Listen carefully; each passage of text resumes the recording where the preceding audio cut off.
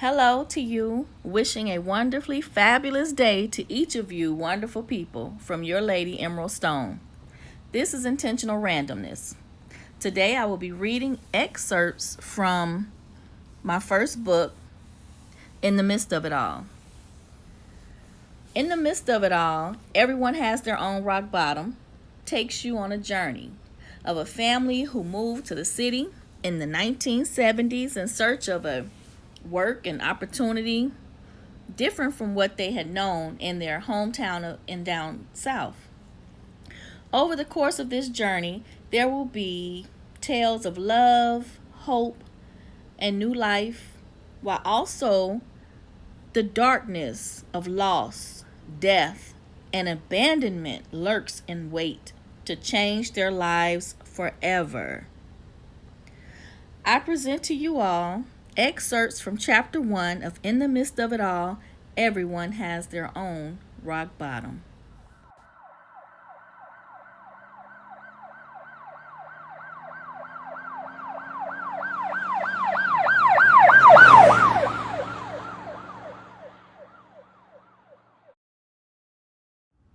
The police rushed to handcuff a young black girl for an unknown reason. They push her into the car with so much force that her head slams against the door.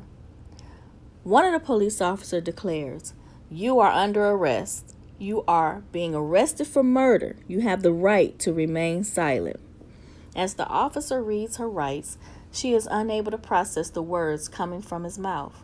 In her mind, she hears only muffled, unintelligible sounds as he speaks. Her vision is blurry from the tears that will not stop flowing. Her mind is drifting away, reflecting on how this all started. Her thoughts take her back, take her to the summer of 1972. The soulful sound of the 70s is playing loud enough for all neighbors while the DJ prepares the next record to keep the crowd grooving on this warm, sunny day. A beautiful, almost 8 months pregnant young lady whose honey-colored skin looks as if it's been kissed by the sun is dancing in sync to the music. Her ponytail is swinging as it extends well beyond the middle of her back, swinging from left to right as her body sways to the music. Her friends join in and they begin to dance in unison, performing a routine they have danced many times before. The smell of burning charcoal and barbecue fill the air. People are talking amongst themselves, laughing, talking about all the latest neighborhood hustler stories. One guy recalls, "Man, do you remember Antonio threw that big block party last summer? All the fine honeys came out to play." People are drinking beer and smoking marijuana, looking at the fancy cars, mostly Cadillacs and Lincolns, that line the driveway along the streets. Motorcycles owned by the local club members display their brightly painted and unique custom designs on the front lawn.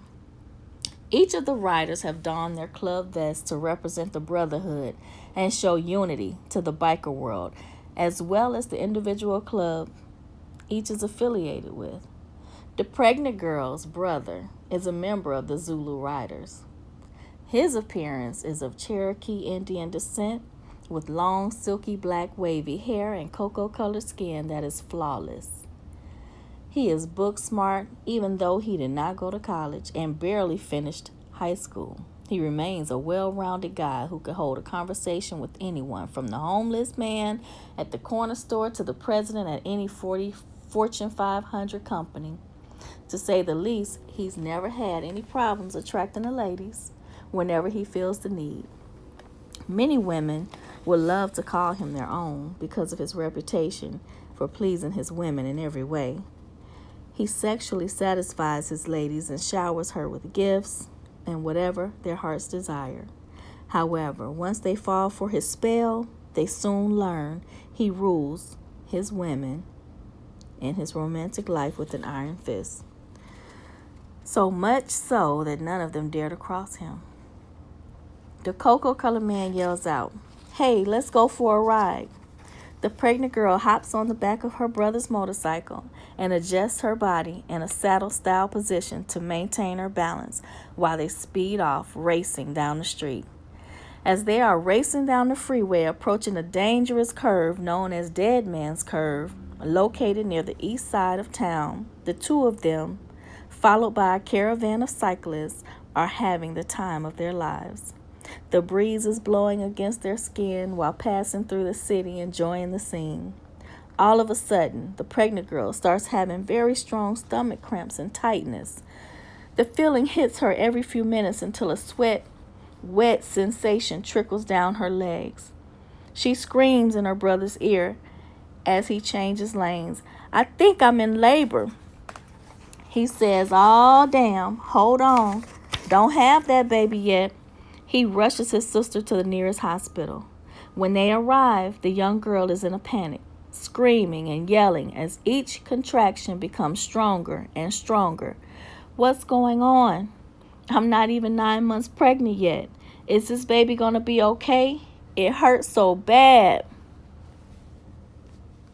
The triage nurse rushes her to the examination room, takes her blood pressure, and then starts an IV to give a bag of fluids for hydration.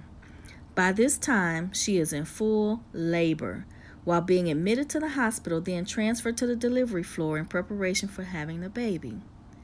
Already it has been 12 hours, and she continues to have labor pains, excruciating pains. Finally, around 7 o'clock in the morning, Destiny Delano is born. Even though she's a premature baby, she screamed like a full term. However, the doctor says the baby can't go home until she gains more weight.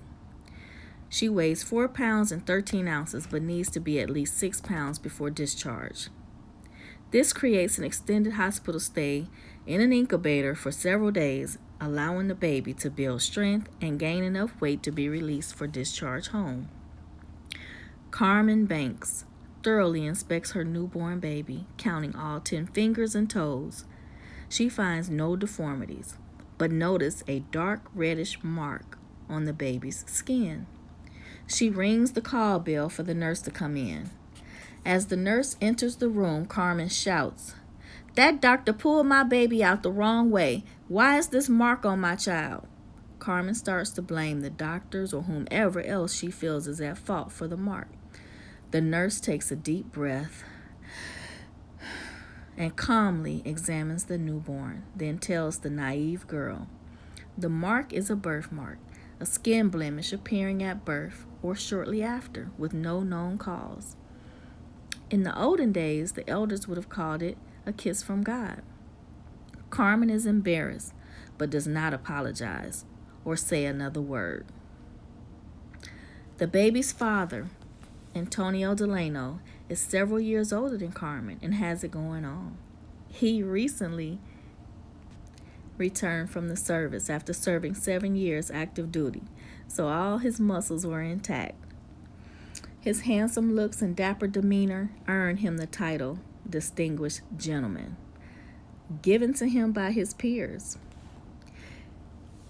Antonio works long hours in a car factory during the day, but has started his own business during the evening and off days.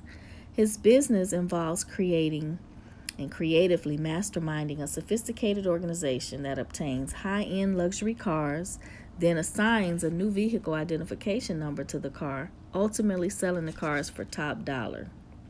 He makes more money at his own business than he does working his day job, but he keeps his legitimate job for tax purposes. Standing 6 feet 3 inches tall, Antonio is a muscular, caramel toast complexion, well-dressed, smells good all the time man who could have any woman, but he only wants Carmen. Typically, a love like the one Antonio has for Carmen leads to the American dream of a picture-perfect family, white picket fence included, but this is real life and things don't always go as planned.